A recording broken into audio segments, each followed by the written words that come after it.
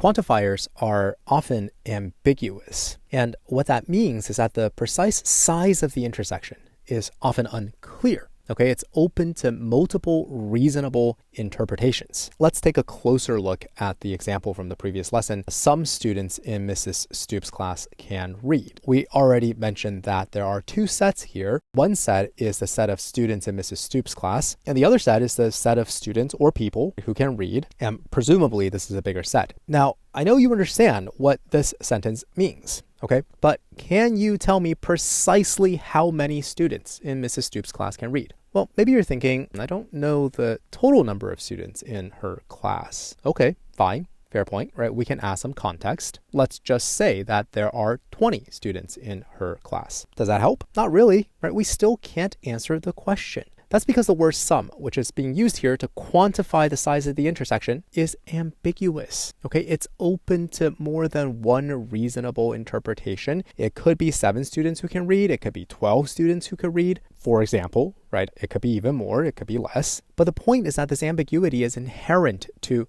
quantifiers like some and also most, which we'll cover in a future lesson. Now, as an aside, I don't want you to confuse ambiguity with a admittedly similar but also quite different concept, which is called vagueness. They're similar in that both are open to more than one reasonable interpretation, but here's the difference. Vague concepts have fuzzy boundaries. Quantifiers, though they are ambiguous, have sharp boundaries. Okay, what do I mean by fuzzy boundaries? Well, think of the concept of a heap of sand. There is no sharp boundary in the sense that you cannot tell me how many grains of sand it takes to make a heap, right? I mean, you have a heap of sand, minus 1 grain of sand, it's presumably still a heap of sand. And then you just keep performing that action, and then at some point it's not a heap of sand anymore because you only have 1 grain of sand left. But nowhere in that process can you tell me, oh, this grain of sand, this is the grain of sand that made the difference, right? And that's what I mean when I say there is no sharp boundary. The boundary is kind of fuzzy, okay? And that's not true with quantifiers. Even though they're ambiguous, they do have sharp boundaries. For example, I know that there has to be at least 1 student in Mrs. Stoops' class who can read, right? That is the bare minimum.